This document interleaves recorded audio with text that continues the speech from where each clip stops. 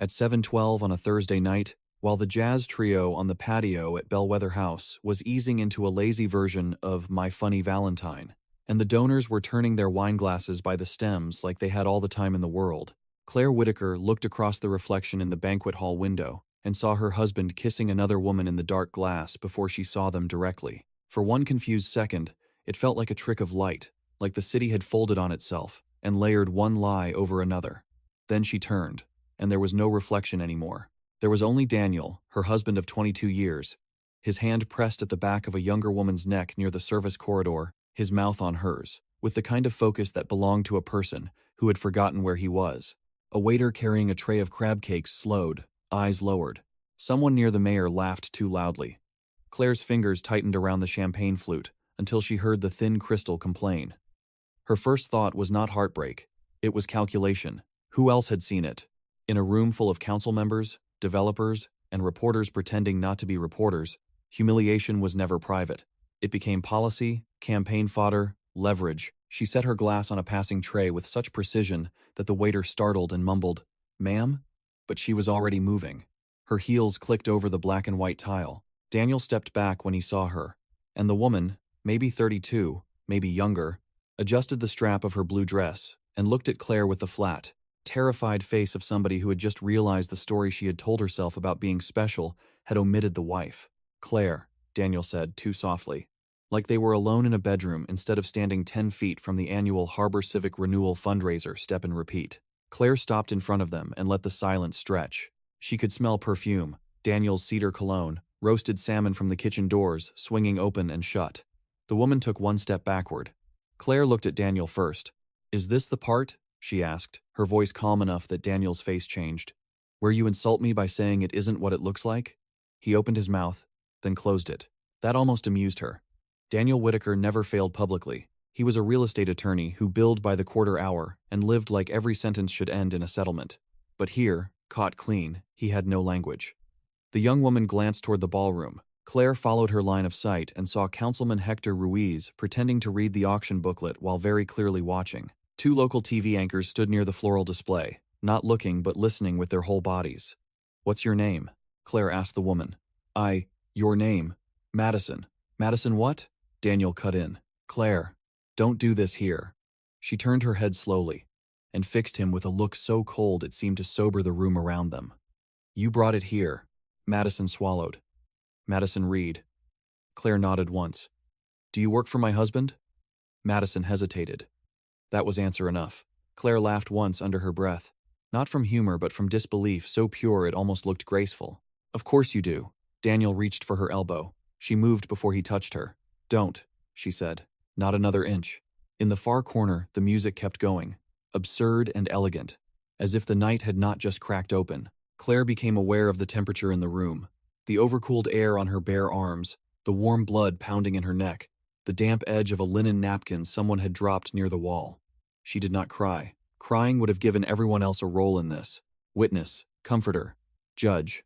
Instead, she lifted her chin and said, loud enough for the nearest dozen people to hear, "Daniel, if you want to sleep with your staff, at least have the decency not to do it at the charity event my family funds." The sentence landed like a plate dropped on stone. Madison went white. Daniel's jaw flexed. Behind Claire, conversation stopped one by one until the room sounded like a theater waiting for the next line. She gave them one. "Smile for the cameras," she said, and turned away. By the time she reached the front steps of Bellwether House, her phone was already buzzing. Her younger brother, Owen, first. Then her daughter, Lily. Then a text from an unknown number that simply read, "I'm sorry." Claire stood under the awning while rain started in a fine mist over downtown Marston, blurring the streetlights and the valet stand and the courthouse dome 3 blocks away. She opened Lily's text instead of answering the calls. "Mom, are you okay? Someone posted a video." Of course they had.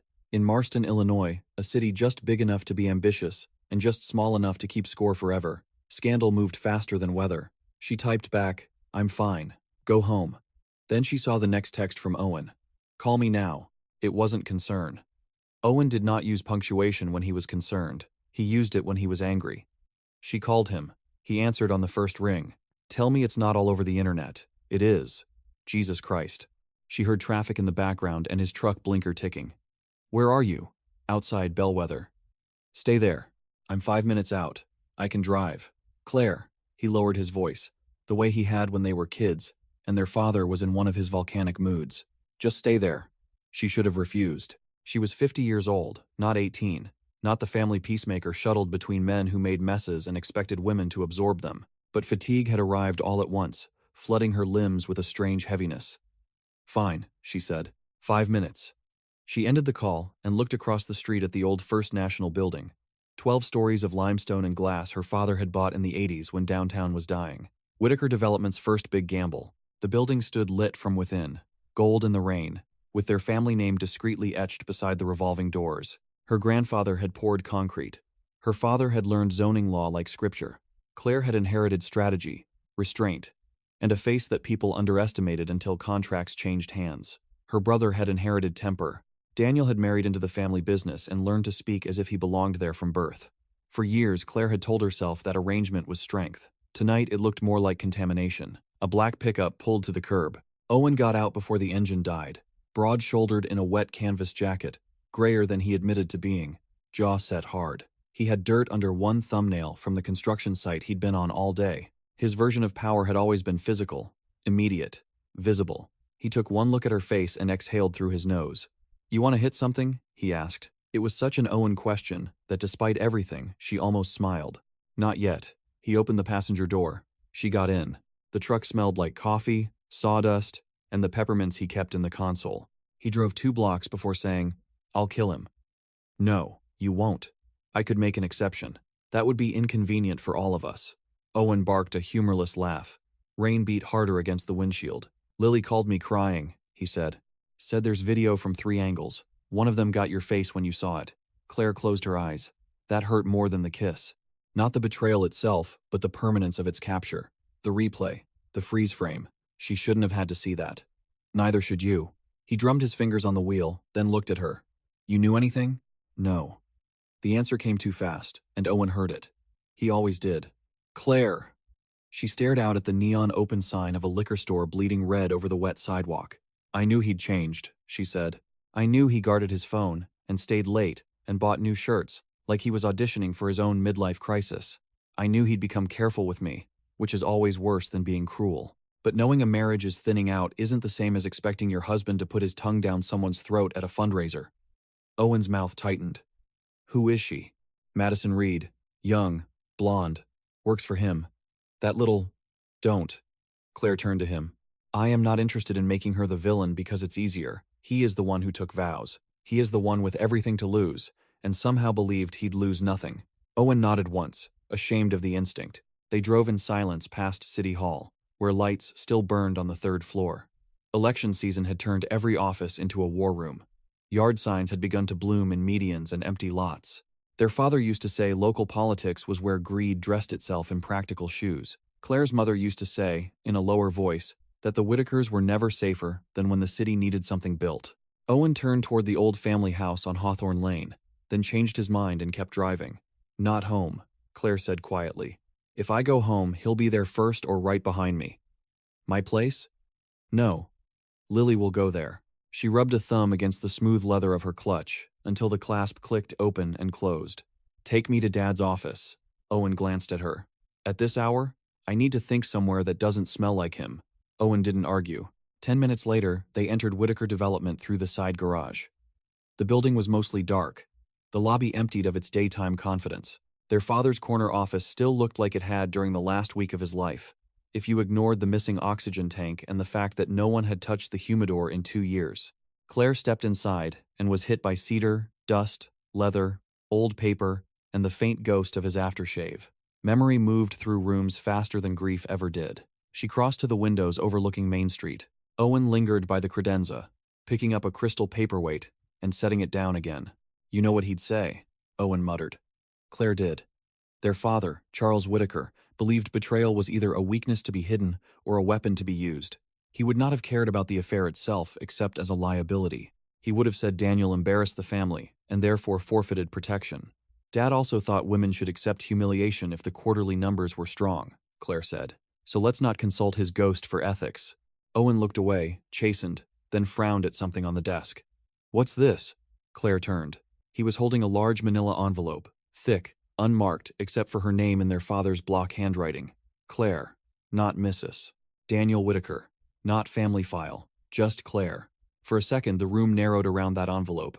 Her father had been dead 23 months. Probate was settled. The will had been read in a conference room full of lawyers, whiskey breath, and carefully neutral grief. The company had been split as expected. Claire majority voting control, Owen operational oversight, several trusts protected for Lily and the grandchildren that did not yet exist. Daniel had not inherited ownership, only a generous consulting arrangement and continued legal retainer through the company. There had been arguments, accusations that Charles favored Claire, that Owen had been bought off with autonomy instead of shares. But that war was old. Finished, she thought. Was that here before? She asked. Owen shook his head slowly. I've been in this office twice this week. He handed it to her. The paper was stiff, expensive, sealed with a brass clasp. Her name stared up at her in the dark blue ink their father favored. Claire felt a chill move over her skin that had nothing to do with the office air. She slipped a finger under the flap. Inside was a letter and a flash drive. Owen stepped closer. The letter was dated 11 days before Charles died. Claire read the first line, and the floor seemed to shift beneath her heels. If you are reading this, it means your husband forced my hand before I had time to fix what he did. Owen swore under his breath. Claire kept reading, pulse hammering. The letter was short, unmistakably her father's voice, stripped of sentiment and sharpened by urgency. Daniel, it said, had moved money through shell entities, tied to a riverfront land acquisition. The city council would soon vote to rezone.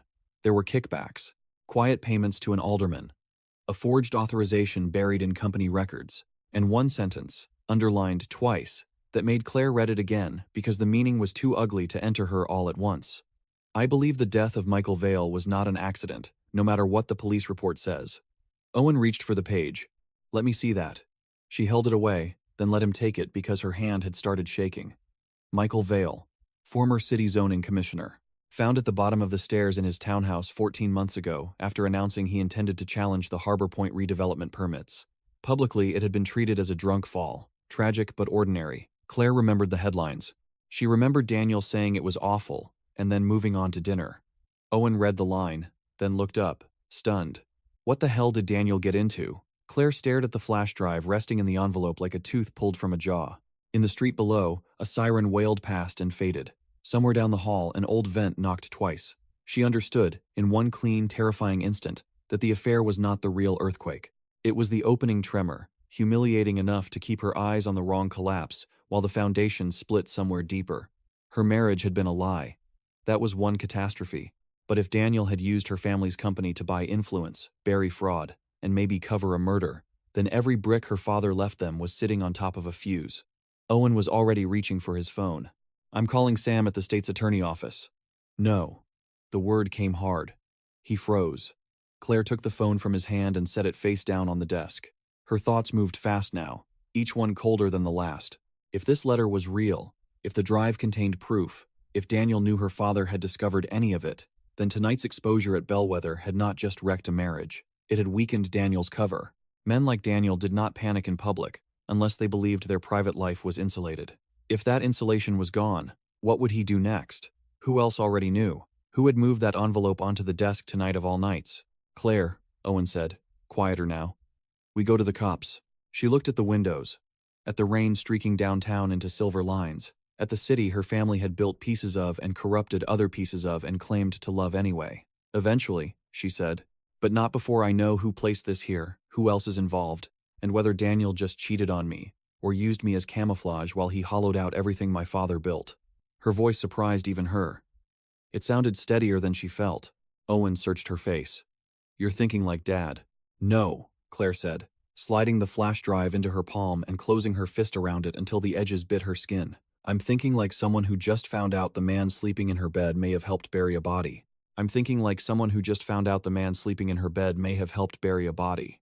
Owen stared at her for a long second, then reached past her for the letter again. Not to argue this time, but to read it slower, his thick fingers suddenly careful with the paper, as if the wrong grip might tear more than the page. Claire moved behind the desk and lowered herself into her father's leather chair. It still sat too high. Charles Whitaker had liked to look slightly down at people, even family. She placed the flash drive on the blotter and looked at it without touching it again. Such a small thing to carry so much rot. Owen finished the letter and set it down with an expression she had not seen on him in years. A mix of rage and fear so raw it made him look younger, almost like the 20-year-old who used to come home from bar fights with split knuckles and swear he hadn't started anything.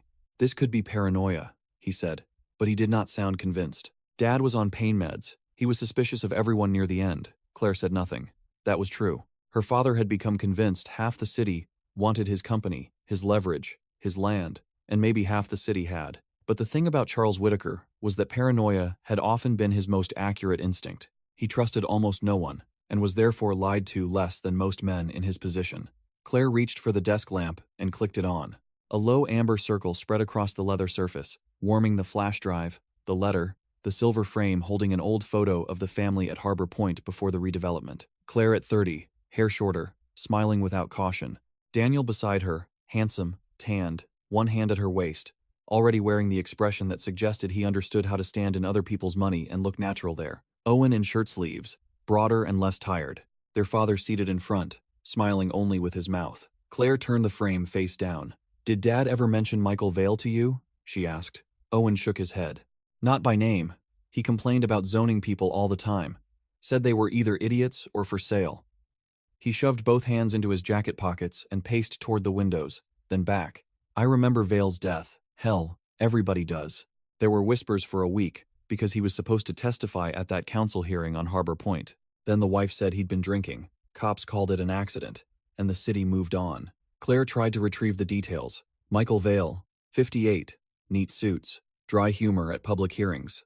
She had met him twice, once at a luncheon, once in the hallway outside council chambers where he'd told her, quietly, that the riverfront parcels had contamination issues the public had not yet heard about. Daniel had appeared 30 seconds later, all charm and interruptions, and Vale had changed the subject. At the time, Claire had forgotten it by evening, now memory sharpened, like a blade being drawn across stone. "He told me something once," she said. "About Harbor Point." He looked nervous. Owen stopped pacing. "And you didn't mention it?" She lifted her eyes to him. "To whom?" "My husband, who might have been bribing him. My father, who was dying. You, while you were threatening to knock Daniel's teeth out at Thanksgiving over an easement dispute." Owen opened his mouth, then grimaced, accepting the hit. "Fair." The rain eased outside, thinning to scattered taps against the glass. Somewhere down on Main Street, a car horn blared twice, impatient and lonely. Claire picked up the flash drive at last. It was black, unmarked, ordinary enough to be lost in a junk drawer for years. "We need to know what's on this before we decide anything. Use your laptop." "No." She looked toward the credenza where her father had once kept old presentation equipment and backup tech. He refused to throw away. "Not mine. Not connected to the company network." Owen caught up immediately. "Air-gapped," he muttered. "Jesus, listen to us." "Listen to Dad," Claire said. "He trained us for a siege and called it business." Owen gave a humorless snort and crossed to the credenza. After a moment of rummaging, muttering, and opening drawers that protested with old wood groans, he found a small, outdated laptop in a padded case. This dinosaur still here. He carried it over, set it down, and pressed the power button. Nothing. He tried again. The third time, it woke with a thin electronic whine and a screen so dim, Claire almost laughed. Owen bent, face lit blue, wading through a boot sequence that seemed designed to test morality. Claire watched his shoulder muscles bunch beneath the wet canvas jacket. He was trying not to say what sat between them now like a third person in the room. If Daniel had truly crossed into fraud, bribery, and worse, then Claire's judgment would be on trial too. Not legally, maybe not yet, but socially, politically, in every boardroom and hearing where she had once stood beside him and let his credibility reinforce hers. She had built a life around discernment, around reading rooms, around sensing motives before they hardened into action. What did it say about her that the man closest to her had become unknowable? Or had always been that, and she had mistaken usefulness for trust? The laptop finally opened to a generic login screen. Owen looked over. Password? Claire did not hesitate. Try Hawthorne, 1958. Their father's first house and birth year. Owen typed. It worked. For a second, neither of them moved. Then Claire inserted the flash drive.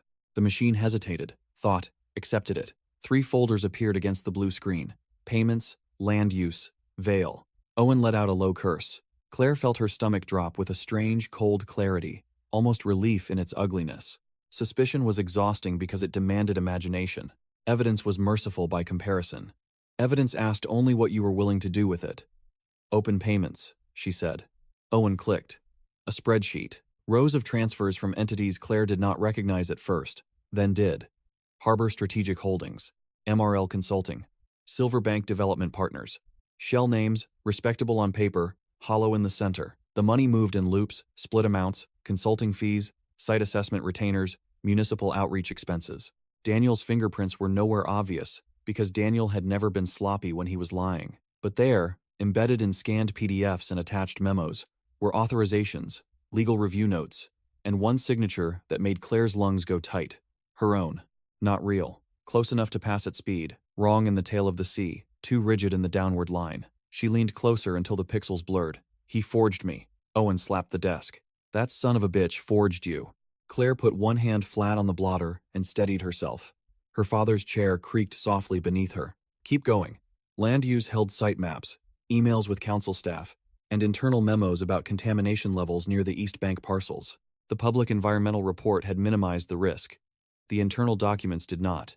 There were elevated solvent readings, unstable fill zones, and one highlighted memo from Michael Vale recommending the city delay approval until independent review. Below it, a forwarded email from Daniel to an address Claire didn't know. Read, he's getting righteous. Fix it before Tuesday. Owen read it aloud, voice thick with disbelief. Fix it before Tuesday. He looked at Claire. That can mean anything. No, she said, though her mouth had gone dry.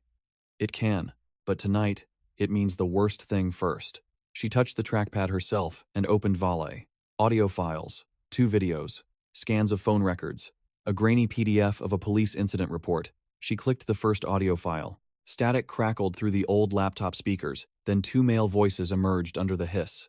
One was Michael Vale's, weary and clipped. The other took 3 words for Claire to identify because she knew the cadence better than she knew most songs. Daniel. You don't get to call this due diligence after you've buried the actual report, Vale was saying. I told you, the East Bank needs another review. Daniel's reply came smooth, almost bored.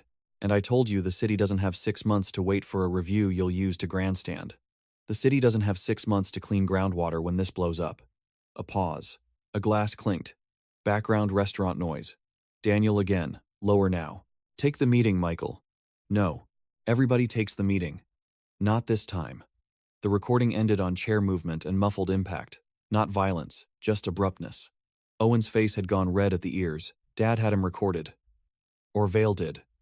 Claire opened the first video. Security footage from what looked like a parking garage. Timestamp, 10:43 p.m., 14 months ago, the night before Vale's body was found. Grainy monochrome. A sedan pulled into frame. Michael Vale stepped out, holding a briefcase. 30 seconds later, another man entered the garage from the stairwell. Taller, dark overcoat. The camera angle hid the face when he looked down, but Claire knew the walk, the controlled economy of it, the slight right shoulder drop from an old college tennis injury Daniel still complained about when it rained. She covered her mouth with her hand. On screen, the 2 men argued. No audio. Vale pointed toward the exit. Daniel stepped closer. Vale shoved him once in the chest. Daniel grabbed his wrist. They disappeared briefly behind a concrete column. When they came back into view, Vale stumbled backward, hit the hood of his own car, then jerked away as though deciding flight was better than pride. He ran toward the stairwell. Daniel did not chase him immediately. He straightened his coat, looked around the garage, then followed. The video ended. Owen whispered, Jesus. Claire kept staring at the frozen frame. Daniel half turned, featureless in grayscale. One hand on the door to the stairwell where Michael Vale would later be found dead. She waited for denial to rise, for instinct to protect the person she had loved. What rose instead was memory, quick and surgical. Daniel coming home after midnight that same week, shirt collar damp, saying a zoning dinner had run late. Daniel showering before bed, unusual for him. Daniel, lying beside her in the dark, one hand on her hip, while she answered emails on her phone and felt something off but too tired to name it. She had slept next to this. We need a copy, Owen said hoarsely. Multiple copies. We need this somewhere safe.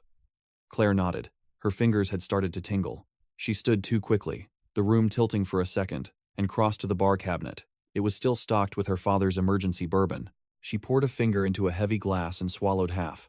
The liquor burned down hard and clean. She set the glass down and braced both palms on the cabinet.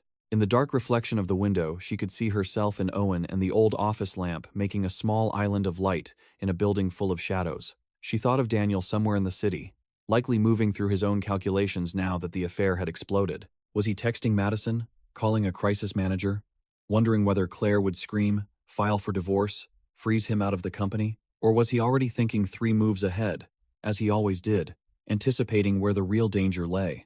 If he knew the letter existed, if he suspected Charles had left anything behind, tonight might not feel like humiliation to him. It might feel like exposure. And exposed men were erratic. Claire straightened. Lily. Owen snapped his head up. What about her? If Daniel thinks I know more than I should, he'll want to get in front of the narrative. Maybe with me. Maybe through her. She grabbed her phone from the desk.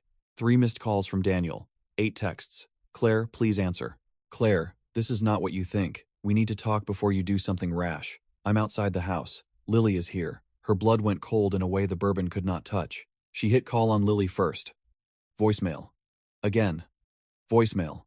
Owen was already reaching for his truck keys. Let's go. Claire shoved the flash drive into her purse, then paused and looked back at the laptop screen. Evidence glowing in a dead man's office. She felt the impulse to take the entire machine, then rejected it. Too visible. Too slow. Can you copy everything to your phone? She asked. Not from this brick. Then take photos. Every file list. Every key page. Owen did it fast, methodical now, his anger compressing into usefulness. Claire folded the original letter and slipped it into an inside pocket of her coat. By the time they were in the garage, she was calling Lily again. This time Lily picked up, breathless. Music in the background. Voices. Mom? Claire stopped walking. Where are you? At the house. Dad said he needed to explain. Put me on speaker. Mom, can you just… Lily. The sharpness in Claire's tone cut through everything. A beat. Then Lily said, smaller. Okay. Muffled movement. Daniel's voice came on, controlled and warm in the way Claire now recognized as strategic. Claire, thank God. I know how this looked. Get out of my house. Silence. Then, our house. Claire felt something inside her settle into a colder shape. Owen, beside her, had gone very still. She pictured Daniel standing in the kitchen under the pendant lights she had chosen. One hand in his pocket, tie loosened, using calm like a weapon. She pictured Lily between them, cheeks blotchy from crying, wanting everyone to act like themselves again. There was no again. Listen carefully, Claire said. You leave now, or the next conversation you have will be with state investigators. She heard his breath catch. Tiny. Human. Real. Enough to tell her he understood far more than he should from one sentence. Owen's eyes met hers. There it is, his expression said. I have no idea what you think you know, Daniel said. And his voice had changed only slightly, a thread pulled taut under silk. Then leave before I know more. Lily spoke up, confused. Mom, what are you talking about? Claire closed her eyes for 1 second. She wanted to protect her daughter from the next hour, the next year, maybe the rest of her life, and there was no path that did not wound her. I'm on my way, she said to Lily. Go upstairs. Lock your door. Do not listen to him. Do not argue. Just do that now. Claire, Daniel said, more sharply. Don't create drama in front of our daughter. Claire opened her eyes. You created it in front of the whole city. Then she ended the call. Owen exhaled like he'd been punched. He knows. Not what. Maybe. But that there is a what. They hurried to the truck. The garage smelled of oil, cold cement, wet tires. As Owen backed out too fast, the tires squealed and echoed off the walls. Claire buckled in with clumsy hands and stared at the rain-streaked windshield while the city slid by in fractured gold and red. She could feel the night changing shape around them, becoming narrower, more dangerous, every ordinary thing newly suspect. At a red light outside City Hall, Owen said, You sure you want to walk into that house before calling police? Claire thought of Lily upstairs. Of Daniel, cornered but still free. Of the evidence burning in her purse like a live wire. No, she said honestly, but I'm sure I won't leave her there with him. Owen nodded once and drove through the green. When they turned onto Hawthorne Lane, the Whitaker house came into view behind its row of bare maples, all lit up against the wet dark like a stage set, waiting for the actors to remember their marks. Daniel's BMW sat in the driveway. So did a second car Claire did not recognize, a dark gray sedan with municipal plates. Owen saw it at the same moment she did. Who the hell is that? Claire's hand went to the door handle before the truck had fully stopped. The front door opened. Daniel stepped onto the porch, one hand on the frame. Not alone. Beside him stood Councilman Hector Ruiz, rain purling on the shoulders of his navy coat, his expression unreadable from the curb. Claire felt the bottom drop out of the night all over again. Daniel had not come home to confess. He had come with a witness, or a protector, or a co-conspirator, maybe all three. Owen killed the engine. For half a second, none of them moved. Then the upstairs hall light flicked on behind the front windows, and Claire knew Lily was there, watching shadows shift through glass, learning in real time how power came dressed when it arrived at your door, smiling. Lily was there, watching shadows shift through glass, learning in real time how power came dressed when it arrived at your door, smiling. Claire opened the truck door and stepped into the wet cold before Owen could tell her to wait. Rain tapped against the hood, against the slate path, against the naked branches overhead. Her heels sank slightly into the edge of the soaked lawn as she cut across the driveway instead of taking the walk. Daniel straightened when he saw her, smoothing his expression into something reasonable, almost concerned, but the effort showed now. That was new. For years, his talent had been seamlessness. Tonight, there were seams everywhere if you knew where to look. Hector Ruiz remained on the porch beside him, one hand in his coat pocket, the other holding a folded umbrella he had apparently chosen not to use. He had the watchful stillness of a man who understood he was standing too close to somebody else's domestic explosion, and had decided that made him important rather than endangered. Claire stopped at the bottom step and looked first at Hector, not Daniel. "Why are you at my house?" Hector's eyes flicked briefly toward Daniel, then back to her. "I came because Daniel said things were escalating, and he was worried this could turn into a misunderstanding with political consequences." Claire gave a short laugh that contained no humor. "A misunderstanding." Owen came up behind her, boots heavy on the walk, and folded his arms. "Buddy, if you're here as a marriage counselor, you took a wrong exit." Daniel ignored him. "Claire, I asked Hector to come because you made a threat over the phone, and given everything happening tonight, I thought it would be wise to have a neutral third party present." "Neutral," Owen repeated, incredulous. "A sitting councilman tied to half your land deals is neutral now?" Hector's jaw tightened. "Careful." "You first," Owen shot back. Claire put a hand out without looking at him. He stopped talking, but she could feel the energy rolling off him like heat from machinery. She climbed the steps slowly, each one deliberate, and reached the porch.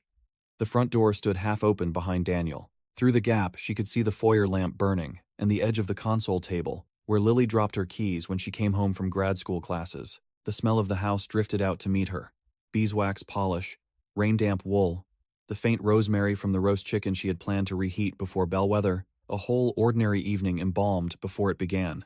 "Let me simplify this," Claire said. "My daughter is upstairs. You are standing in my doorway with a councilman at nearly 10 o'clock at night after humiliating me in public. Whatever point you think you're making, make it off my property." Daniel held her gaze. "You're upset.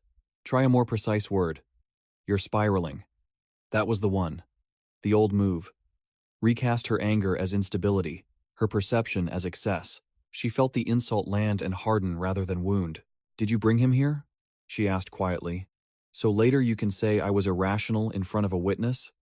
Daniel's expression changed almost imperceptibly. Hector looked at him then, a small sidelong movement that told Claire more than any denial could have. Owen muttered a curse. "Lily," Claire called, lifting her voice toward the stairwell. "Stay upstairs."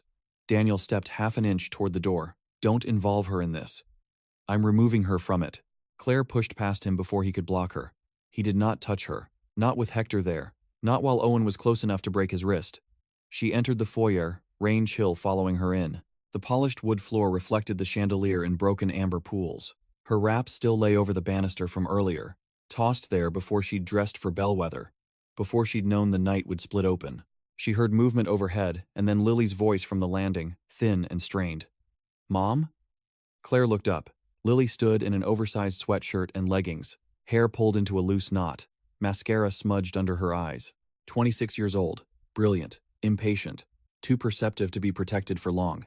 She had Claire's cheekbones and Daniel's dark eyes, a detail that suddenly felt like a theft. "Go into my bedroom and lock the door," Claire said. "Now." Lily looked between her parents, then at Hector, then at Owen. Confusion gave way to alarm. "What is happening?" "Do it first," Claire said. "Questions after." Lily hesitated just long enough to prove she was her mother's daughter, then turned and disappeared down the hallway upstairs.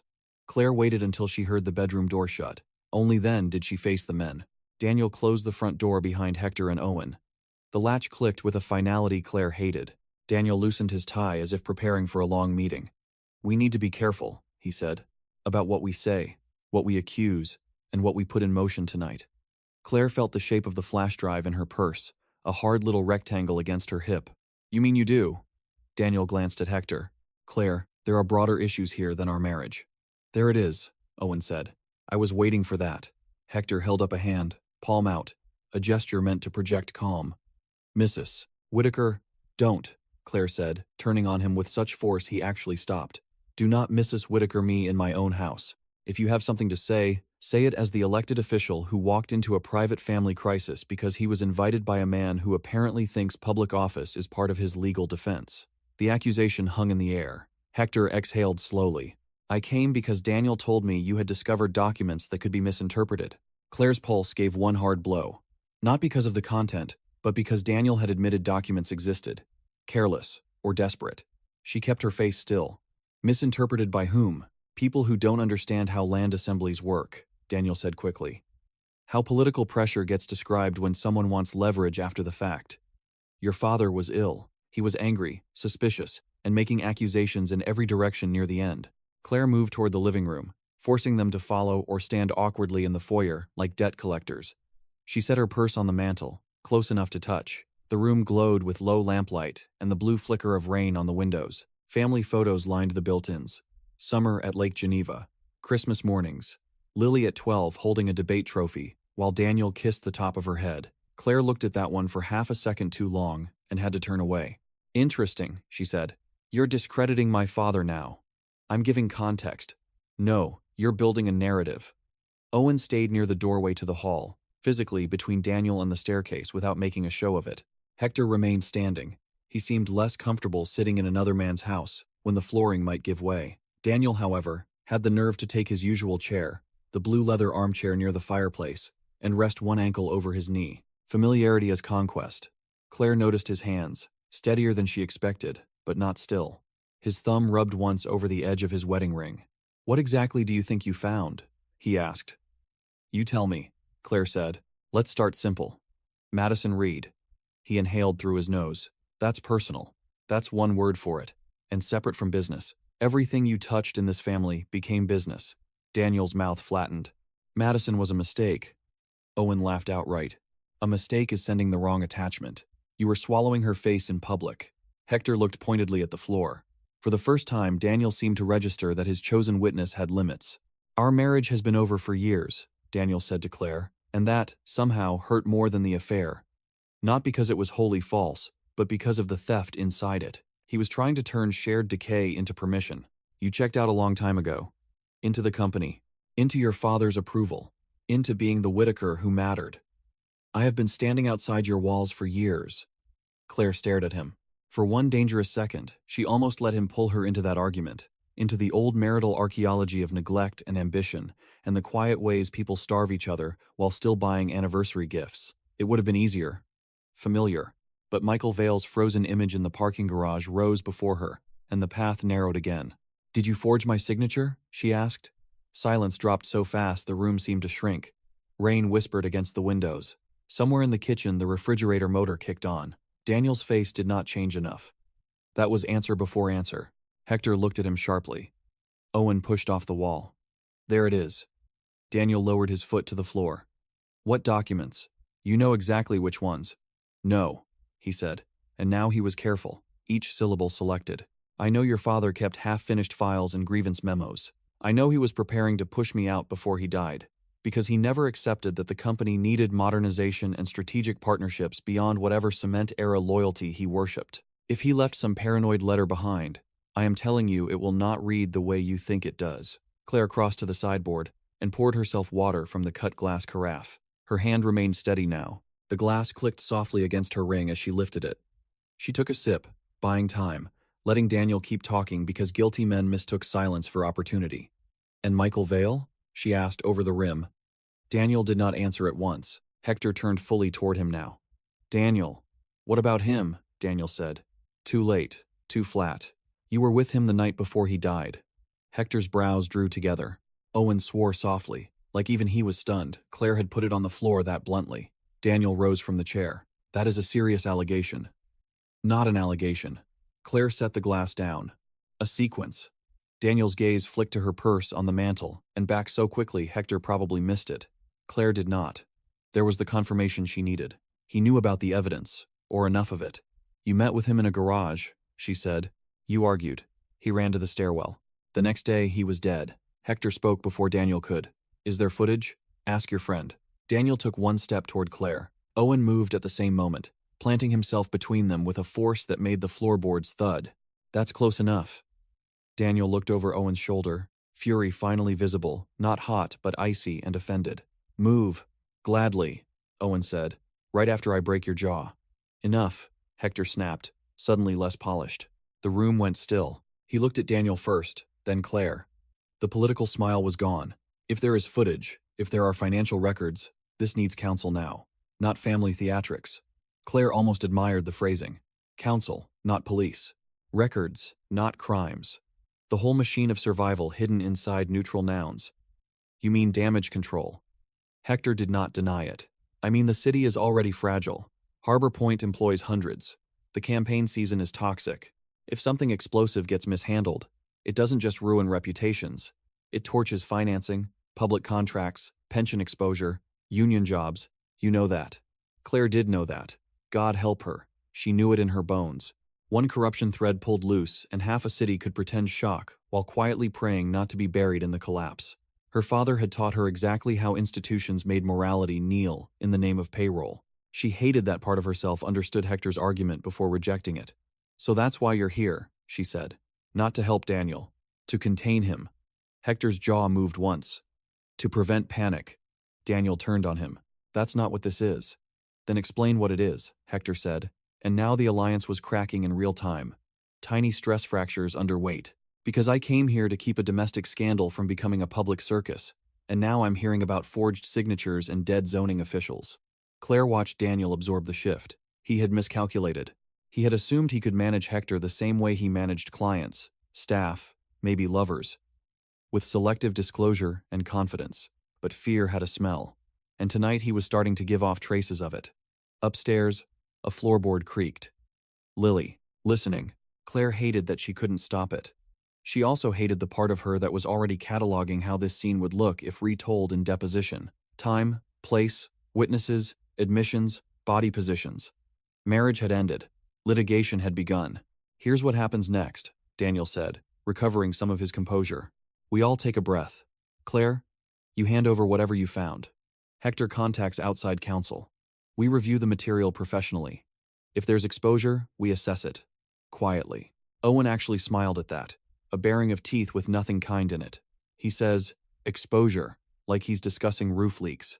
Claire looked at Daniel and felt, very distinctly, the final internal snap of something that had been frayed for years. Not love. That had faded in quieter, sadder ways. This was the death of assumption. The death of the belief that under pressure, he would eventually become honest. No, she said. Daniel's nostrils flared. Claire. No. She took her purse from the mantel and held it close, not dramatically, simply decisively. You do not touch the evidence. You do not choose the lawyer. You do not supervise the truth as if it's another development package. Daniel's voice dropped. You are making a catastrophic mistake. Maybe, she said. But it will be mine. He stared at her. Then, in a move so quiet, it might have passed for fatigue if you did not know him, he stopped appealing and started threatening. Think carefully about Lily. The room chilled. Owen took one step forward. Hector said sharply, Daniel. Claire did not blink. I am. If this explodes, Daniel continued, her name gets dragged through it. Graduate funding, job prospects, press at the house. Questions about what she knew, what you knew, what your father knew. Your family doesn't survive scandals. It feeds them. Claire felt her heartbeat in her throat, in her wrists, in the tender place behind her eyes. He had chosen the correct target. Not her status, not her grief. Her daughter. The oldest and dirtiest leverage in the world. She hated him most in that moment, not for the affair, not even for the possible crimes, but for using fatherhood as a crowbar. She walked toward him until only Owen's outstretched arm kept the distance. You do not get to say her name to frighten me, she said. Each word came measured, almost gentle. You forfeited that right the moment you made her a bargaining chip. Daniel held her gaze, and for a brief second, something naked flashed there. Not remorse, Resentment. Deep, old, festering resentment that the Whitaker name had built his career and still left him outside the bloodline when it counted. Claire saw it clearly now, maybe for the first time. He had not only wanted a place in this family, he had wanted dominion over it. The front doorbell rang. Everyone jolted slightly, even if none of them admitted it. One sharp chime through the house, then another. Owen looked toward the foyer. "You expecting more company?" No one answered. The bell rang a third time, followed by hard knocking. Claire moved first. Owen caught up with her in 2 strides. Daniel and Hector followed. Through the frosted glass panels beside the door, red and blue light pulsed across the entryway, staining the walls in alternating color. Claire's stomach dropped, but not from surprise. Consequence had simply arrived faster than anyone in the room had planned. Owen opened the door before Daniel could. 2 Marston police detectives stood on the porch under the spill of cruiser lights, coats dark with rain. Claire recognized the woman from charity boards and press conferences. Detective Nina Alvarez, mid-40s, sharp eyes, all business. Beside her stood a younger detective with a legal pad already wet at the corners. Alvarez took in the tableau, in one sweep. Claire pale but upright, Owen braced like a bodyguard, Daniel in shirt sleeves, Hector Ruiz on the threshold of a private home with municipal plates still in the drive. Nothing in her face gave away surprise, but the silence was eloquent. "Mrs. Whitaker," she said, "we need to speak with everyone in the house." Daniel found his voice first. "On what basis?" Alvarez shifted her gaze to him. "On the basis that about 40 minutes ago, a woman named Madison Reed walked into the 6th precinct, carrying a phone, a backup drive, and a statement. She says she has evidence of bribery, fraud, and a death that was staged as an accident. She also says, if anything happens to her, your name belongs at the top of the list." Daniel's face went white in one clean sweep, as if all the blood in him had fled at once for safer ground. Claire felt the world tilt again, not with relief, but with the sick recognition that the night was no longer theirs to manage, contain, reinterpret, or survive privately. Upstairs, a door opened. Lily's footsteps sounded on the landing before Claire could stop them. "Stay where you are," Claire said sharply. But Lily had already come into view, one hand gripping the banister, face pale in the sweep of red and blue light that strobed through the open doorway, and turned everyone below her into alternating versions of themselves, one blood-colored, one cold. She looked from the detectives to Daniel to Claire, and the intelligence in her eyes made the moment worse because Claire could see her fitting pieces together in real time, discarding old versions of her father as quickly as the evidence required. Detective Alvarez stepped just inside when Owen moved aside. Rain smell came in with her, damp wool and asphalt, and the metallic edge of a storm not quite done with the city. The younger detective remained on the porch for a beat, speaking quietly into his shoulder mic, then followed her in and shut the door behind him. The house seemed to tighten at the sound of the latch. "Miss Whitaker," Alvarez said, looking up at Lily. "You can stay upstairs if you prefer." Lily swallowed. "I'm not a child." "No," Claire said softly, before Alvarez could answer. "You're not." That acknowledgement seemed to hit Lily harder than anything else. She came down 3 steps, then stopped again, close enough to hear everything, far enough to pretend she had a choice. Daniel recovered first, because Daniel always tried to recover first. He moved half a step forward and straightened his shoulders, slipping into the polished neutrality he used in depositions and zoning hearings, when facts were dangerous and tone became armor. "Detective, before this goes any further, I'd like to know whether I am being detained, questioned, or invited into a fishing expedition based on statements from a disgruntled employee." Alvarez regarded him with a level stare that seemed to sand the polish off his words. "You're being told there is now an active criminal inquiry involving financial misconduct and the death of Michael Vale. You're also being told that Miss Reed provided material corroboration, not just a statement." Hector Ruiz took in a breath through his nose, slow and controlled, but it was enough to tell Claire he had not expected Madison to go to the police. Daniel turned his head a fraction toward Hector, and that one glance contained accusation, surprise, and fear. Claire watched it and understood something ugly and useful at once. Whatever arrangement existed among the men connected to Harbor Point, Madison had not been accounted for in it. She had been treated like a side room in a burning house. "Counsel," Daniel said. "I want counsel present for any questioning." "That's your right," Alvarez replied. "It doesn't stop me from asking where you were between 10 p.m. and midnight on February 12th last year, or why your phone pinged near Vale's townhouse garage and then went dark for 43 minutes. Owen let out a stunned breath that was almost a laugh. Daniel's expression did not crack this time, but his eyes did something smaller and more revealing.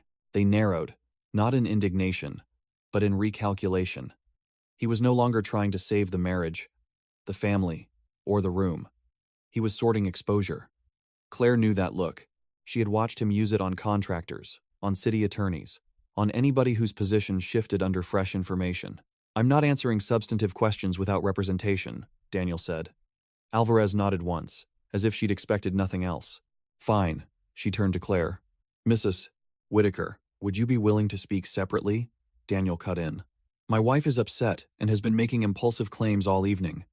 Claire turned toward him so slowly that even Owen fell silent. "You don't get to narrate me anymore." Lily closed her eyes briefly at that, one hard blink against pain. Claire saw it, and hated herself for noticing details when her daughter was visibly breaking. But this was what crisis did. It atomized feeling into observation, because observation was sometimes the only thing standing between a person and panic. Alvarez noticed Lily too. "We can do this tomorrow," she said. "But I'd prefer not to, given what's already moving." "Moving where?" Claire asked. The younger detective answered this time, glancing at his wet notepad. "Two outlets have the bellwether video. One blog has already connected Reed to Whitaker Development. Somebody leaked a draft city memo about Harbor Point permits 20 minutes ago." Hector muttered, "Jesus Christ." Claire turned to him. "Is that surprise? Or are you grieving the timing?" He did not answer. She looked at Alvarez. "I'll speak with you, but not in front of him."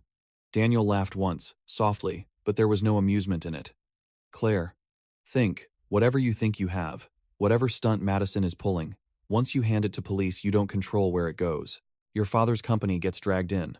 Owen gets dragged in. Lily gets dragged in. You think scandal distinguishes between the guilty and the adjacent?" The words landed because they were partially true. That was Daniel's gift and his disease, using real collateral damage as if it canceled first causes. Claire felt the weight of the flash drive in her purse, and the letter pressed inside her coat.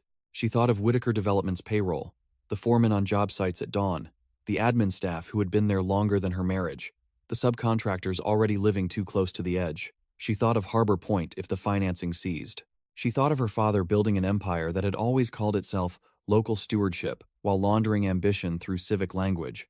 She thought of Lily upstairs studying public policy because she still believed institutions could be improved instead of merely managed.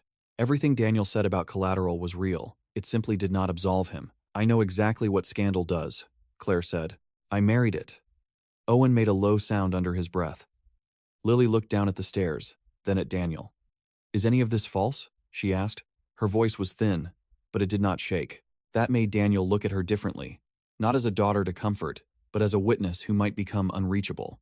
Claire saw the shift and wanted to throw something through the window. "Lily," Daniel began. Every syllable softened. Fatherly. Exhausted in the most theatrical way. "There are complex business matters being twisted tonight by people who are frightened and angry. That's not what I asked." She came down another step. "Did you have an affair?" Silence. "Yes," he said at last. The word did not echo, but it felt like it did. Lily's face changed in a small, irreversible way. Claire knew that expression because she remembered making it herself in college, when their father had lied smoothly about a land sale that displaced half a neighborhood and then called it revitalization over roast beef. It was the face of a person discovering that adulthood was not hypocrisy in the abstract, but somebody they loved choosing self-interest while maintaining eye contact.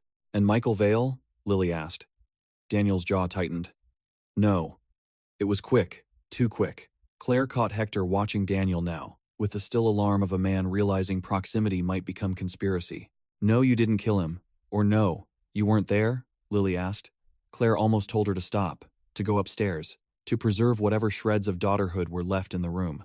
But Lily had crossed the threshold already. There was no preserving innocence once it had heard its father dodge grammar. "I met with him," Daniel said. "It was contentious. He was drinking. He stormed off. That is not the same as murder." Alvarez's eyes sharpened. "Interesting choice of word." Daniel said nothing. Owen folded and unfolded one fist. "You smug little Owen," Claire said, not because he was wrong but because she needed him useful. He pressed his lips together so hard the skin around them blanched. Hector finally spoke. Careful now, each word weighed. "Daniel, if there is a credible narrative that you encountered Vale shortly before his death and failed to disclose that, then you needed to tell me before bringing me here." Daniel turned on him with naked contempt. "You think I owe you a confession because you signed off on zoning language?" There it was. Too much. Too fast. Hector stared at him. The younger detective wrote something down. Claire could almost hear the click of chains tightening around different ankles in different rooms across the city. Nobody was at the end of this yet, but the geometry of blame was becoming visible. Alvarez stepped slightly closer to Claire, lowering her voice without disguising the content. If you have materials relevant to this investigation, now would be a good time. Daniel's eyes went to Claire's purse again. So did Hector's. Owen noticed both looks and shifted instantly, taking the purse from the mantel and handing it to Claire as if it were nothing more than a coat she had forgotten. The motion was so clean it nearly made her smile. She took the purse and held it against her ribs. Daniel saw the protection and knew. "Claire," he said. And for the first time all night, the words sounded real. Not loving, not tender, but stripped of performance. It sounded like fear and appeal and anger tangled together. "Don't do this because you hate me tonight." Claire stared at him. In another life, maybe earlier in the marriage, that sentence would have pierced her. It would have sounded intimate, like an invitation to remember history before catastrophe. Tonight it sounded like a man begging a door not to become a wall. "I'm doing this because I finally know you." She opened the purse, removed the flash drive, then paused. Her fingers hovered over the brass clasp of the inner pocket where her father's letter rested. Giving the drive was one thing. Giving the letter felt like giving away the last private conversation she would ever have with him, even though he was dead, and the conversation was a warning. She could see his handwriting in her mind, the cramped force of it. "If you are reading this, it means your husband forced my hand." Charles Whitaker, controlling even from beyond the grave, had built his final move around her pain. Claire hated that. She also loved him a little for getting the truth to her at all. Love and hatred had always lived next door in this family, sharing plumbing. She took out the letter too. Daniel's face lost color again. He knew the handwriting. Alvarez held out her hand. Claire placed both items there. The transfer felt microscopic and seismic at once. The light scrape of paper and plastic against another woman's palm. The sound of a life leaving one jurisdiction for another. Daniel stepped forward. "I want receipts of chain of custody." "You'll get what procedure requires," Alvarez said. She passed the materials to the younger detective, who sealed them in evidence sleeves with quick practiced movements. The soft zip of plastic closing was one of the bleakest sounds Claire had ever heard. It was not just evidence being secured, it was the end of discretion. Lily came down the remaining stairs, not to Daniel, but to Claire. She stopped beside her mother, close enough that their sleeves touched. Claire turned and saw the effort Lily was making to remain upright, adult, analytical, to not become the crying child the room might want to dismiss. Claire slid an arm around her shoulders. Lily leaned in for 1 second. "No more. Do you want me to go to Aunt Nora's?" she asked quietly, naming Claire's older sister in Evanston, the one who never missed a chance to call Marston provincial and was therefore often right about it. "Maybe later," Claire said. "Not yet." Lily nodded, eyes fixed on the detectives now. "Can I ask something?" Alvarez inclined her head. "You can ask. If my father isn't under arrest, why are you here tonight instead of tomorrow morning with lawyers and cameras?" The question was so clean, so good, that even Owen looked at her with startled pride. Alvarez answered just as cleanly. "Because Miss Reed was frightened. Because she said certain records existed in this house or in your father's possession. Because once names like this start leaking, evidence disappears." Daniel gave a short exhale through his nose. "So I'm presumed guilty because a mistress panicked." "No," Alvarez said. "You're interesting because a mistress panicked and brought receipts." Hector rubbed a hand over his mouth. He had begun to look less like an official managing fallout, and more like a man deciding whether to start negotiating for himself. Claire saw it happen, and felt an exhausted clarity settle in. The room was breaking into camps now, not by affection but by risk tolerance. Daniel alone, though he did not know it yet. Hector sliding away. Owen fixed at Claire's shoulder like a wall. Lily beside her, unwillingly initiated. The detectives positioned where the law liked to stand when power believed it still had options. "Am I free to leave?" Hector asked. Alvarez turned to him. "Tonight? Probably. Tomorrow, less clear. I'd advise against cleaning out any offices." Hector's expression closed. "That's offensive. So is bribing zoning officials, if we're listing reactions." The younger detective almost smiled, and then remembered not to. Daniel stepped back from all of them, putting the fireplace at his spine as if he needed a hard surface behind him. For one strange instant, Claire saw not the attorney, not the adulterer, not even the possible criminal, but the young man she had met at Northwestern Law alumni dinner 26 years ago. He had been smart, watchful, less polished then, hungry in a way she mistook for ambition without malice. Her father had disliked him immediately, which perversely made Claire more loyal to him. She had thought she was choosing a man outside the dynasty, somebody who wanted her instead of the machinery attached to her. Maybe he had wanted both from the beginning. Maybe wanting both was how wanting curdled. He met her eyes and seemed to read enough of that memory to try one last time. "Claire, we can still manage the blast radius." She almost smiled at the phrase. It was so perfectly Daniel, reducing death and betrayal and rot to damage metrics. "That," she said, "is the saddest thing you've said all night." Alvarez checked her phone, then looked up. "Uniforms are on the way for the vehicle. Mr. Whitaker, I need your phone. Voluntary surrender is better for everyone. Get a warrant. Already in process." Daniel's laugh came out brittle. "Of course it is." Lily turned her face into Claire's shoulder for a moment. Only a moment, and Claire felt the hot damp of a single tear through the fabric of her dress. No sobbing, no collapse. Somehow that restraint made everything more brutal. Claire kissed the top of her daughter's head without thinking. Owen looked away toward the kitchen, jaw working. Hector checked his own phone and went still. Claire watched the blood leave his face more subtly than it had Daniel's. "What?" she said. Hector hesitated. Alvarez held out her hand. "You can share it, or I can take it." Hector looked up, defeated in a quieter register than Daniel. The mayor's office just suspended tomorrow's Harbor Point vote. Owen let out a breath that was almost relief until the rest came. And the campaign committee released a statement.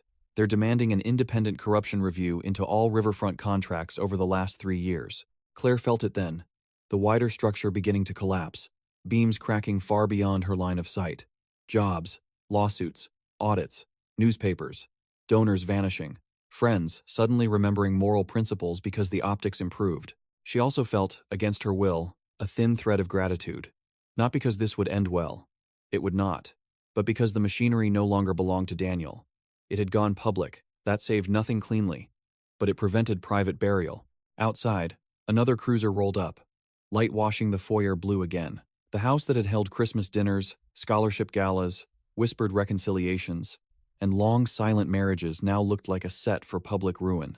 Claire tightened her arm around Lily and stood very still while the knock came again, louder this time, and Daniel slipped his wedding ring off at last, slowly, as if it had only now begun to burn. Daniel slipped his wedding ring off at last, slowly, as if it had only now begun to burn. He held it between thumb and forefinger for a second, staring at the thin band with an expression Claire could not fully read. Not grief, not even nostalgia. It looked more like irritation at being forced to acknowledge symbolism when logistics would have suited him better. Then he set the ring on the mantel beside the framed photo from Lake Geneva, the tiny metallic click unnaturally loud in the room. Another knock sounded at the front door. Owen went to answer it before anyone else could move.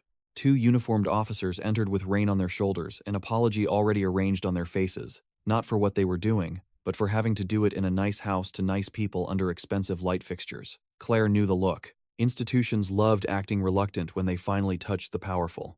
Alvarez turned and spoke quietly with them near the foyer, while the younger detective stepped toward Daniel with a small evidence envelope in one hand and procedural patience in the other. "Phone," he said. Daniel did not respond at first. He was still looking at the ring, or pretending to. Then he reached into his jacket pocket and withdrew his phone, but kept it in his hand. "You don't need to theatrically seize it in front of my family." "Then don't make it theatrical," Owen muttered. Daniel's head snapped toward him. "You enjoying this?" Owen's laugh was low and rough. "No, I'd enjoy hitting you. This is paperwork." That almost broke the tension into something simpler. But Lily made a sound beside Claire. Not a sob, not quite, just a compressed hurt breath, and the room reassembled around that. Daniel heard it and looked at his daughter. For the first time all evening, he seemed stripped of strategy. He took one step toward her. "Lily." She moved closer to Claire instead. It was not dramatic, no speech, just a shift of weight, one foot sliding back, shoulder aligning with her mother's body instead of his. Claire felt it like impact. Daniel felt it too. He stopped. The detective extended his hand again. Daniel surrendered the phone. The officer bagged it. Plastic crackled. Rain ticked against the windows. Somewhere beyond the front hall, a clock Claire had meant to repair for months chimed the quarter hour with a dull, imperfect tone, like the house itself had developed a tremor. Alvarez finished with the uniforms and came back into the living room. "Mr. Whitaker, you are not under arrest tonight," she said. "But you are not to leave the county without counsel notifying us, and you are not to contact Madison Reed." Daniel smiled without warmth. "That last part sounds personal. It sounds documented." Hector, who had remained standing near the edge of the rug, as if afraid contact with furniture might imply belonging, finally spoke. I should call my attorney. You should, Alvarez said. And your campaign manager. That landed harder. Hector's face changed in a way Claire might have missed earlier in the night, but exhaustion had sharpened her attention into something almost predatory. He was not merely worried about legal fallout. He was doing electoral math. Headlines. Donor flight. Polling. Whether to get ahead of the story by performing outrage or to bury himself beneath procedural vagueness and wait for the next scandal to overtake it, Claire had seen that arithmetic on 100 civic faces. She used to respect it as realism. Tonight it looked like rot wearing a municipal pin.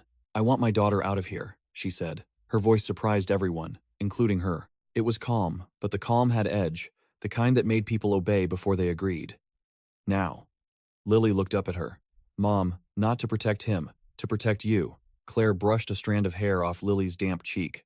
At some point, Lily had been crying hard enough to leave a trace there, and Claire had not seen it. The omission hit her with private shame. Go get a bag. Enough for a few days. Owen will drive you to Nora's.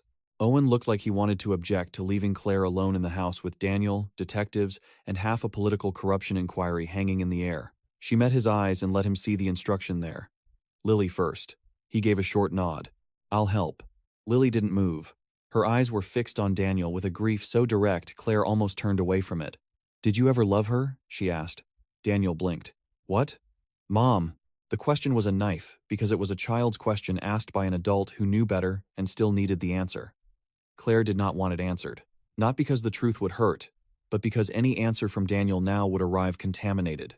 Yet she understood why, Lily asked. When the structure collapsed, the mind reached stupidly for foundations. Was any of it real? Was I made inside fraud?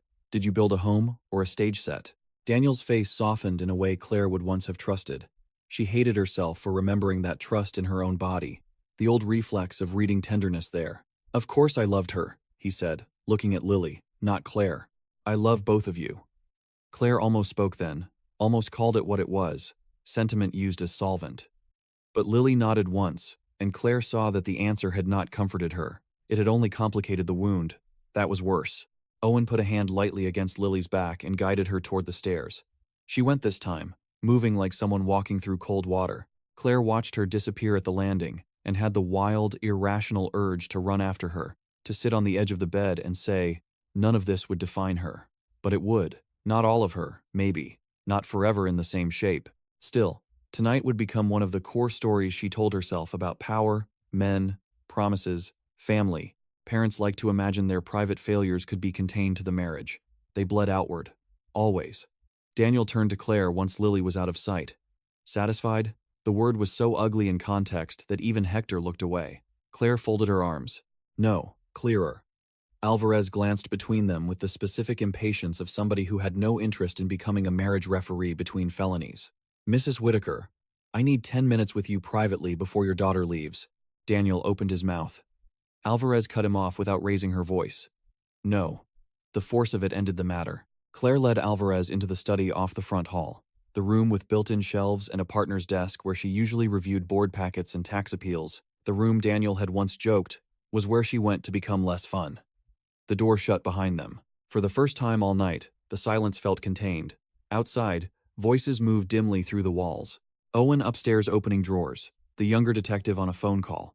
Daniel's lower register, too muffled to parse. Claire stood beside the desk instead of sitting. Alvarez remained by the door a second, taking in the room. Family photos here too, but fewer. More books. Municipal finance. Regional history. One shelf of old novels Claire still pretended she'd have time to reread. The detective's eyes landed on a silver-framed picture of Charles Whitaker, holding Lily at age 3, both of them equally displeased by the camera. You kept your father close, Alvarez said. Claire gave a tired, almost smile. That depends on the year.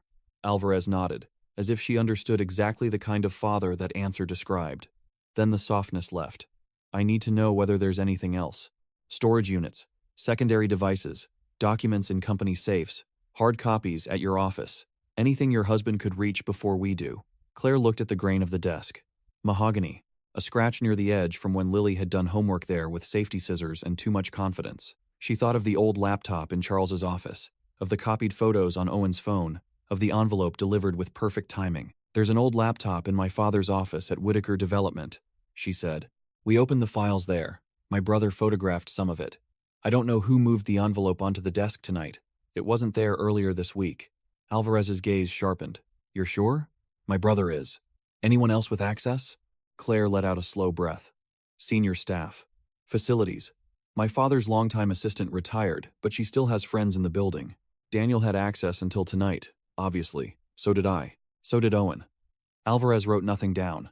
She just watched Claire the way experienced investigators sometimes did, storing cadence instead of words. You think your father arranged a dead man's switch? Claire almost laughed. From the grave? Yes. That sounds like him. And Madison Reed? I met her tonight for the first time. But? Claire hated how quickly that small prompt found the truth. But I knew there was someone. Not who. Not how close. Not how reckless he'd become. She rubbed her thumbnail along the side seam of her dress, feeling the tiny ridge in the fabric. He got careful with me. Too polite. Men tell on themselves when they stop fighting honestly and start curating.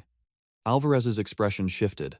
Not quite sympathy. More recognition from one professional observer to another. Miss, Reed says Daniel had her carry documents between offices because she didn't attract attention. She says he kept an apartment downtown under a shell lease for meetings.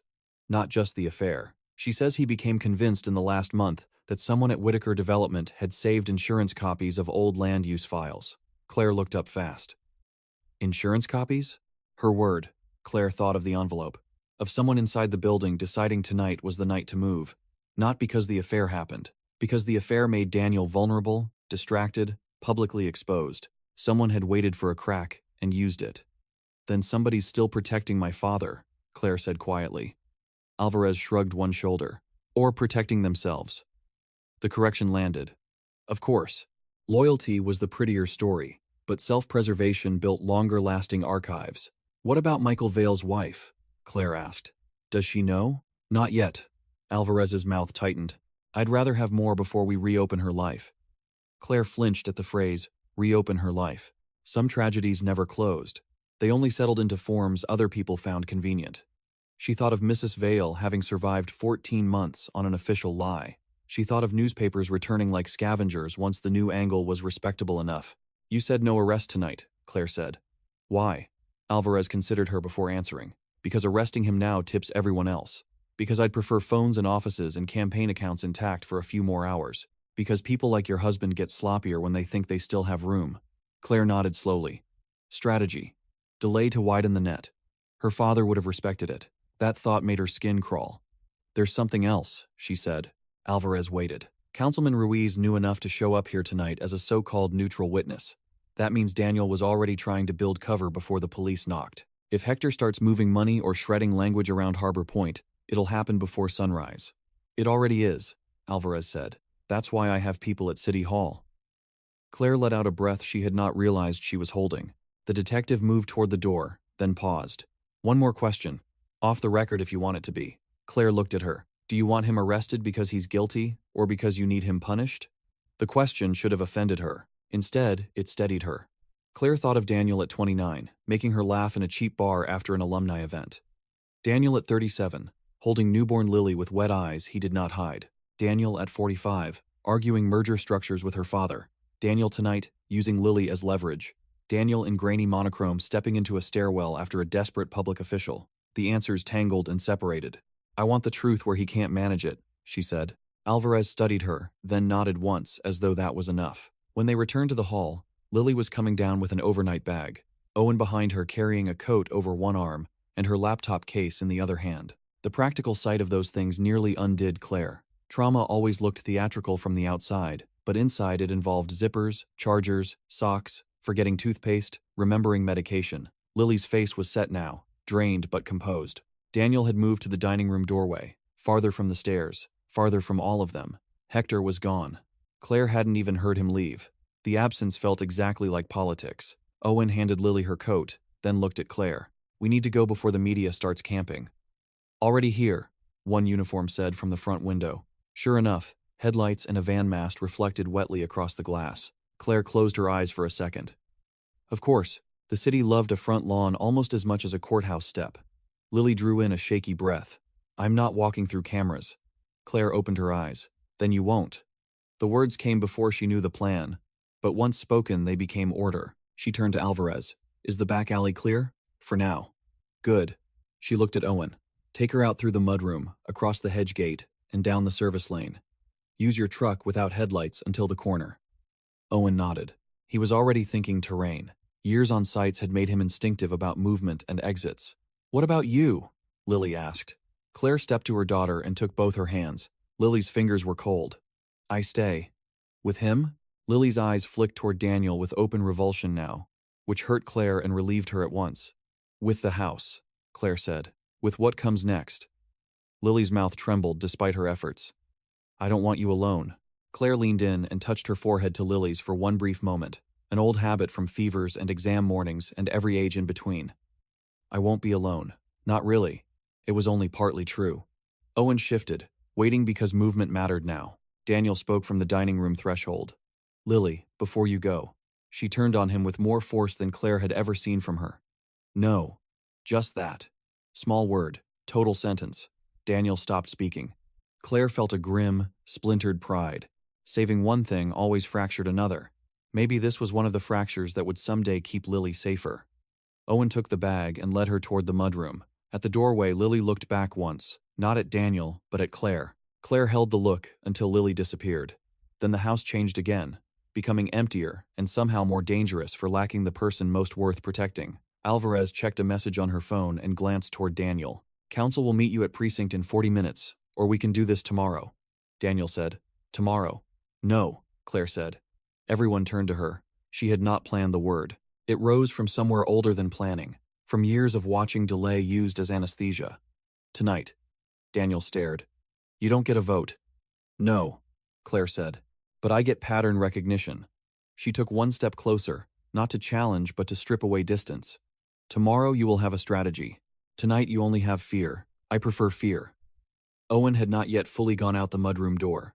He paused, one hand on Lily's bag, and looked at Claire with startled admiration and concern braided together. Alvarez's mouth curved, the smallest sign of approval. Daniel's face hardened. You really want this? Claire looked at him for a long moment. No, she said honestly. I wanted a different life. This is just the life I have now. The words settled over all of them. Daniel looked away first.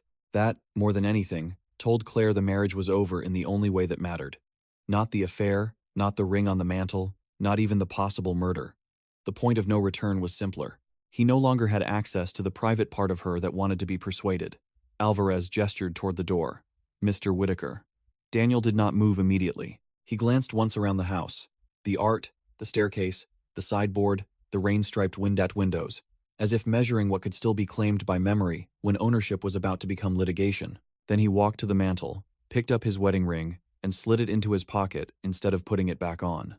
Claire watched that small, selfish gesture and understood it perfectly. Even now, he would keep the symbol for later use. In court. In negotiations. In whatever version of himself he planned to sell next. He passed her close enough that she caught the scent of his cologne, faded now beneath sweat and rain, and something metallic she might have imagined. He paused as if to say one final thing, but whatever he saw in her face killed it. Good, she thought. Let silence do one useful job. He went with the detectives into the foyer. Owen disappeared through the mudroom with Lily. Claire stood in the center of the living room, listening as the front door opened, as rain and distant shouted questions surged in from the street, as camera shutters began clicking like insects in the dark.ca, mirror shutters began clicking like insects in the dark. The sound carried even after the door shut again, muted now by oak and glass but still present, a fever outside the walls. Claire remained where she was for a few seconds longer than necessary, hands hanging at her sides, shoulders squared by effort rather than certainty. The living room looked unchanged. That was the insult of it. Lamps glowed softly. The throw on the sofa still slouched where she had left it that afternoon. A half-read architecture magazine lay on the ottoman, open to a feature on adaptive reuse. The room had not registered that a marriage, a political alliance, and maybe an entire development empire had just been pushed into the street under police escort. She heard the front door close for the final time behind Alvarez and the others. Then the house settled into a silence so sudden it seemed structural, as if some supporting noise had been removed and everything else had to decide whether to stand. She exhaled. The air trembled on the way out. Then she walked, not quickly, through the foyer to the front hall table where Daniel usually tossed his keys. They were not there. His wallet was gone too. Good. She did not want one more relic. Outside, engines idled. Someone shouted a question she could not quite make out. A second voice called Daniel's name with false urgency, the tone reporters used when pretending they only wanted comment and not blood. Claire turned off the foyer chandelier, then the porch light, plunging the front of the house into a darker, less accessible profile. It would not stop cameras, but it denied them the warm family tableau they wanted. In the kitchen, she found the roast chicken still wrapped in foil in the warming drawer, the salad wilting under its damp paper towel, a bottle of white wine breathing uselessly on the counter. She looked at the table she had set for 3 before bellwether. Simple weeknight settings, linen napkins, Lily's favorite blue plates because she had come home unexpectedly, and Claire had wanted the evening to feel ordinary. The sight hit harder than the reporters. She put one hand on the back of a chair and bowed her head. For a moment, the room blurred, not from crying yet, just from the body's delayed understanding that nothing ordinary remained. Then tears came anyway, sudden and silent, dropping onto the placemat at Lily's place setting in small dark circles. Claire let them. There was no audience now, no utility in restraint. She cried for maybe 40 seconds, maybe 2 minutes, long enough to feel the burn in her throat and the ugly loosening in her face. Not long enough to empty anything. When it passed, she took the plates to the sink one by one, because motion helped, because order was the one form of denial that still produced a useful result. Porcelain touched stone with careful little sounds. She wrapped the chicken, capped the wine, scraped the salad into the disposal, ran water over lettuce leaves until they vanished with a grinding rush that felt indecently satisfying. Somewhere in the middle of rinsing a fork, her phone began buzzing against the counter. Nora. Claire let it ring twice before answering. "Tell me you're not alone," Nora said without greeting. Her voice came thin with distance and fury. The Evanston version of family love. "Owen just texted. Lily's on her way here. What the hell happened?" Claire leaned one hip against the sink and closed her eyes. "Everything." Nora swore softly. "I saw the bellwether clip. Then there were police scanner posts. Then campaign statements. I need more than everything." Claire gave it to her in pieces. Not every detail. Enough. Daniel. Madison. The letter. The drive. Michael Vale. Ruiz. By the time she finished, the water had gone cold over her fingers, and the kitchen window was a black mirror over the sink. Nora said nothing for several seconds. When she finally spoke, her voice was lower. Dad knew. It was not a question. Enough to leave a warning. And still, he kept the company tied together until he died. Claire let out a tired breath. "That sounds like him too." Nora clicked her tongue softly, the old sound of sisterly contempt mixed with reluctant grief. "I hated him half the time." "Only half? Fine. 60%. The attempt at levity did not fail exactly. It simply touched nothing that could still laugh. "Listen to me," Nora said. "Lily can stay here as long as she wants. I'll deal with the press if they find the house. I'll call my neighbor with the private entrance cameras and make sure nobody follows Owen in. You need to leave that place." Claire looked around the kitchen, the copper pots over the island, the drawing Lily had made in first grade, still taped inside the pantry door because Claire had never had the heart to remove it. The life she had built brick by brick inside the structure Daniel occupied but had not made. "Not yet," she said. "Why?" "Because leaving tonight would feel like forfeiting the only stable ground left. Because the house, for all its contamination, was still evidence of years she refused to hand over entirely to his betrayal. Because if she moved too soon, she might dissolve into logistics and never sit long enough to hear what she actually thought. Because I need one night where nobody tells me where to stand," she said. Nora was quiet again. Then gentler. "That sounds like Dad too." Claire almost smiled. "I know." They arranged practical things after that. Nora would text when Lily arrived. Owen would come back if Claire called. Nora would contact 2 divorce attorneys she trusted to recommend the most ruthless and discreet option by morning. When the call ended, Claire placed the phone face down on the counter and stood listening to the house. Mudroom door opening. Owen returning alone. His boots thudded against tile, then slowed as he reached the kitchen and saw her at the sink with wet hands and swollen eyes. He said nothing for a moment, just crossed to the drawer, found a dish towel, and handed it to her. She took it and dried her fingers carefully, watching the fabric darken at the tips. "She get there?" "Almost," Nora called when they turned off Sheridan. Owen leaned against the island. Without Lily in the house, his size seemed to increase, as if his body had decided it could occupy more space now that protection had become strategy. Reporters are posted at both ends of Hawthorne. Couple local vans, one Chicago affiliate. You'll have drones by sunrise. Claire nodded. She could already imagine the footage. Sweeping aerials of the Whitaker house. Expert panels with people who had always hated her father, suddenly remembering ethics. Old B-roll of Harbor Point construction cranes turning slowly under gray skies, while a voiceover said corruption. Owen watched her. You okay? It was a useless question, and he knew it. That was why he asked it plainly. Claire sat at the kitchen table instead of answering. The chair still held a little warmth from the room. She folded the dish towel once, then again. I keep thinking about the chicken, she said. Owen frowned. What? I seasoned it at 4:30. She looked at the foil in the refrigerator door reflection. I called Lily to remind her there'd be dinner when I got back. I stood right there and texted Daniel to ask if he'd be home by 9. He said, looking forward to it. Owen's face changed, anger turning inward now, into pity too rough to be graceful. Claire, that's the part my mind keeps choosing, she said. Not the police, not the video. Just that I was planning a normal Thursday while he was planning how to survive being caught. She pressed the heel of her hand against one eye. How stupid is that? It's not stupid. It feels stupid. No, Owen said. It feels human. Those are different things. She let the distinction sit there. It helped more than comfort would have. Owen crossed to the fridge, took out the capped wine, and looked at her for permission. She nodded. He poured 2 glasses, set one in front of her, and remained standing while he drank from the other. You think Dad knew how bad it was? He asked. Claire curled her fingers around the stem. The glass was cool, slightly damp. Not all of it. If he had, he would have burned Daniel down while he was alive. Maybe he tried. Maybe. She thought of the timing of the letter. 11 days before Charles died. His breath shorter by then. His temper intact. His nurses terrified of him. Had he discovered the forged signature from bed? Had he pieced together Harbor Point's contamination and Vale's death, while the rest of them were scheduling medications and pretending succession could be discussed like a spreadsheet, instead of an inheritance war with Floral? Arrangements? He wrote. Before I had time to fix what he did, she said. That means he thought he still could. Owen stared into his glass. Christ. They drank in silence a while.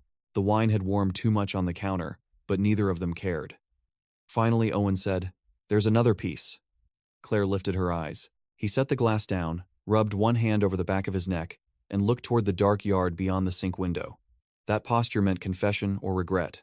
Usually both. When Dad was dying, about a week before the letter must have been written, he called me in alone. Told me if anything ever went wrong with Daniel, I should watch the company archives and never let legal do its own internal review. Claire went still. You never told me that. I know. Why? Owen took a breath through his nose. Because I thought he was baiting me. Claire stared. Into what? Into turning on Daniel early. Into another damn Whittaker male contest, where whoever struck first got to be the loyal son. He looked at her now, shame plain on his face. And because I was tired, Claire. Tired of Dad using suspicion as inheritance. Tired of feeling like if I came to you with anything about Daniel, you'd hear jealousy before concern.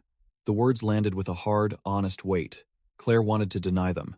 She could not. There had been years when she would have heard exactly that. Owen had disliked Daniel from the moment Daniel learned how to speak fluent Whittaker without the accent of having grown up inside it. Some of that had been good instinct. Some had been territorial stupidity.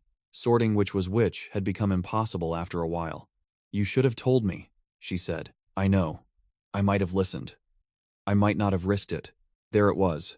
Family truth, late and useless and still necessary. Claire looked at her brother and saw not just the dependable contractor uncle who showed up when things broke, but the son who had grown up under the same father, dodging the same manipulations in a different room. Saving one thing always fractured another. Charles had protected the company by teaching all his children suspicion. Later, they paid for that education by distrusting each other at exactly the wrong times. Claire took a long sip of wine. Tomorrow, she said, we freeze everything. Already thought so. Owen straightened slightly, relieved to have terrain. Company accounts above my threshold require dual signatures anyway. We suspend project site approvals, shut down document destruction across departments, lock Charles's office, pull server logs, and staff? We say there's an external review, and nobody is to delete, move, or discuss files off system. Claire nodded. Everyone will discuss files off system. Yeah. Do it anyway. He gave a short, grim smile. That's the Whittaker family motto, she almost answered. Then her phone lit up again. Nora. She's here, in the guest room. Hasn't stopped staring at the wall. Claire read it twice and set the phone down carefully. Relief came first, then fresh guilt immediately after. Because Lily was safe and broken at the same time, and Claire had no ability to solve both conditions. Owen saw the text in her face. She there? Claire nodded. Good. He checked the time. You need sleep. She laughed once under her breath. No. I need 6 impossible things and maybe a press blackout. Closest I can offer is the couch and a baseball bat. Tempting. He hesitated, then said, There's something else you should know before morning makes it official. Claire looked up. My site manager downtown called while I was driving back from Nora's. Owen shifted his weight, already bracing for the impact of his own information. Workers at Harbor Point walked off about an hour ago. Somebody posted an internal contamination memo on a labor thread. Union reps want independent testing before anyone goes back. Claire closed her eyes. There it was, the wider fracture she had been tracking by instinct all night now turning material. Not just headlines. Concrete. Men going home unpaid. Crews standing under sodium lamps, wondering whether the land under their boots had been poisoning them while executives discussed optics. She put the wine glass down before she dropped it. How many? 3 crews so far. More by dawn if it sticks. And the lenders? Calling. Angry. Claire looked at the clock above the pantry. Sheed and Shabafen. Less than 4 hours until financial East Coast desks started packaging her father's company into risk language. Less than 8 until employees walked into offices full of rumor and news alerts and watched their livelihoods turn into public morality tales. Daniel had done this, yes. But the house built around him had let him. The family had let him. She had let him. Through trust, through fatigue, through choosing operational peace over certain kinds of scrutiny, because marriages and companies both developed blind spots, where maintenance became too exhausting. Then we don't wait for sunrise, she said. Owen's head came up. What do you mean? Claire stood. The motion steadied her more than the wine had. I mean, we issue a statement before the market does it for us. Not about Daniel. Not yet. About Harbor Point. External environmental review. Independent forensic audit of land use files. All non-essential work suspended with pay for 72 hours pending safety assessment. Owen stared. That'll cost a fortune. Less than a worker lawsuit after we sit on leaked contamination. Board will fight it. There is no board tonight, Claire said. There is me. The words hung in the kitchen. They were true. Majority control. Exactly as Charles had designed it. In case war ever came to the house. Claire had resented that power sometimes. Tonight it felt less like privilege than a fuse with her name on it. Owen watched her, and then nodded once, slowly, as if accepting an order on a dangerous site, because arguing about weather never stopped the crane. Okay, he said. We call Marisol in communications. Wake her up, then outside counsel. Not Daniel's people. Not even close. Claire reached for her phone and stopped. Through the kitchen window, beyond the hedge and the service lane, a flash went off from the street, a white pulse briefly reflecting in the glass. Someone had found a sightline. The house would not sleep. Neither would the city. She thought of Lily in Nora's guest room, staring at a wall. She thought of Mrs. Vale. Maybe sleeping for the last ordinary night she would ever have before the past reopened. She thought of Madison Reed, sitting under fluorescent precinct lights, maybe safer than she had been yesterday, and lonelier than she had understood she would become when she walked in. Claire felt no generosity toward Madison, not yet, but she felt a bleak kinship in the fact that both of them had learned Daniel's true scale too late to avoid becoming part of it. She picked up the phone. Before Marisol, she said, I need to call the Valels. Owen looked at her sharply. Tonight? Before they hear it on television, he grimaced. That's brutal. All the alternatives are worse. Her finger hovered over contacts. She did not have Mrs. Vale's personal number. Of course, Daniel had handled that relationship after the death, the condolences, the memorial donation, the strategic empathy. Claire found the widow through an old nonprofit board list and stared at the digits before pressing call. It rang 4 times. Voicemail. Claire almost ended it, but the thought of a news crawl finding that house first pushed her through.